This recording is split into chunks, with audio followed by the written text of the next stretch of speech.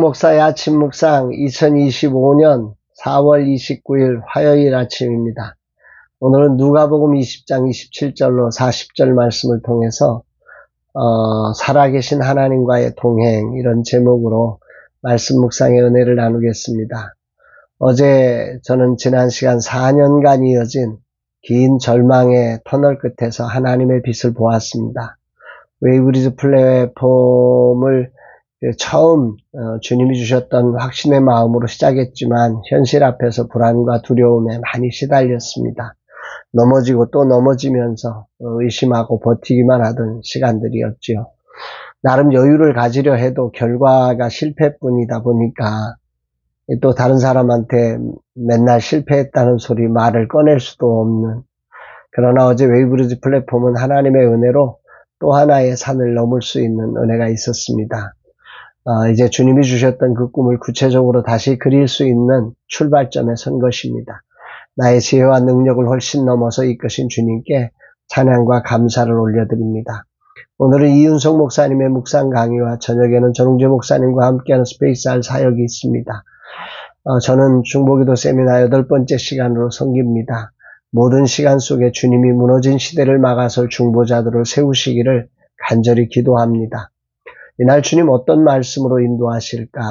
오늘 본문 누가복음 20장 27절로 40절은 예수님께서 사역하시는 가운데 사두개인들이 다가와서 질문하는 장면이 기록되고 있습니다. 사두개인들은 부활을 믿지 않지요. 그들은 모세의 율법에 근거하여 한 여인이 7 형제 모두와 결혼했을 경우 부활 후 누구의 아내가 되겠냐 묻습니다. 이 질문은 부활 교리를 조롱하고 예수님을 함정에 빠뜨리려는 시도였습니다. 삶에서도 이런 사람들을 만날 때가 있지요.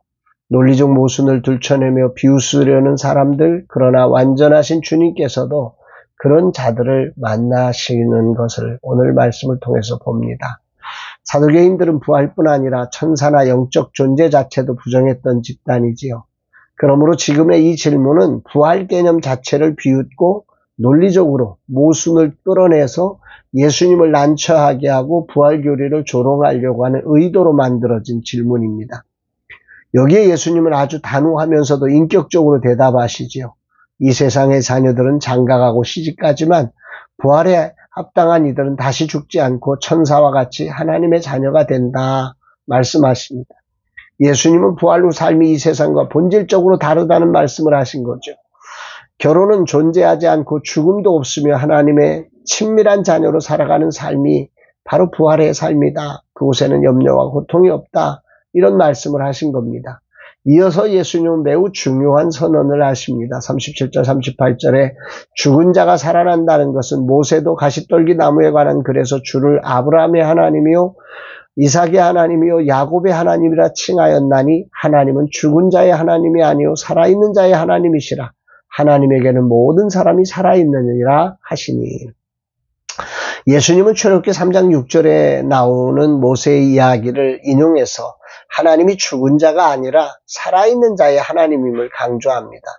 이것은 부활이 단순히 어떤 삶의 연장이 아니라 하나님과 맺은 생명의 관계가 죽음으로도 끊어지지 않는다는 확증입니다. 부활은 완전히 새로운 존재 방식이라는 거죠. 하나님은 여전히 살아있는 자의 하나님으로 죽은 자조차도 그분 안에서 살아있음을 선언하신 겁니다. 이렇게 살아있는 자의 하나님이란 표현이 오늘 아침에 큰 울림으로 저에게 다가옵니다. 그래서 하나님과 맺어진 관계가 죽음조차 끊을 수 없으며 하나님의 백성은 부활과 영원한 생명을 향해 살아있다는 신앙의 고백입니다.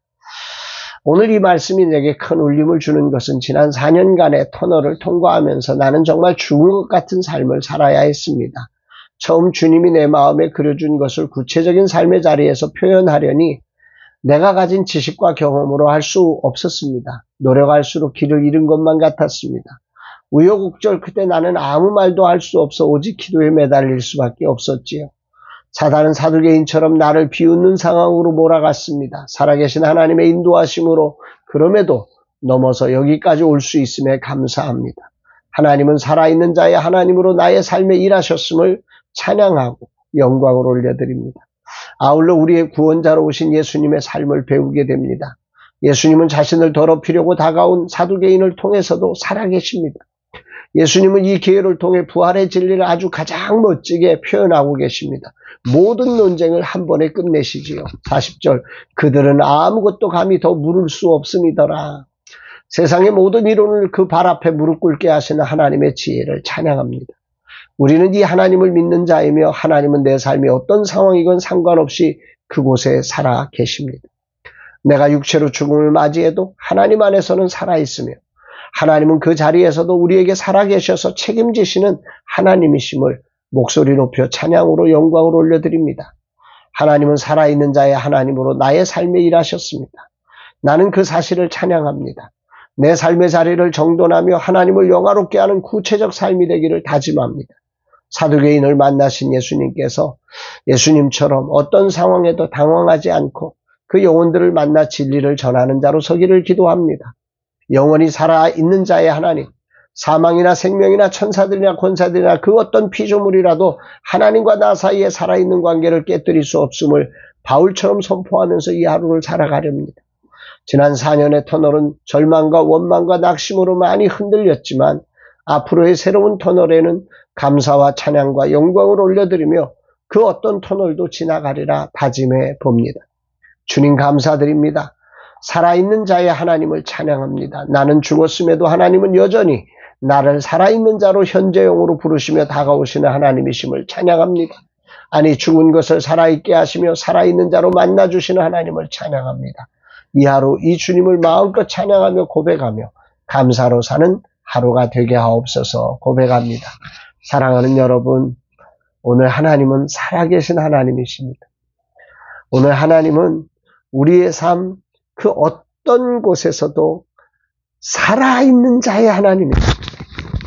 살아있게도 하시고 살아있는 자들 속에서 일하시는 하나님이심을 기억하면서 오늘이라는 삶의 자리에 우리 하나님과 함께 멋진 부활의 생명력 있는 삶으로 하나님의 나라를 이루어가는 저와 여러분들 모두가 되시기를 주의 이름으로 축복합니다.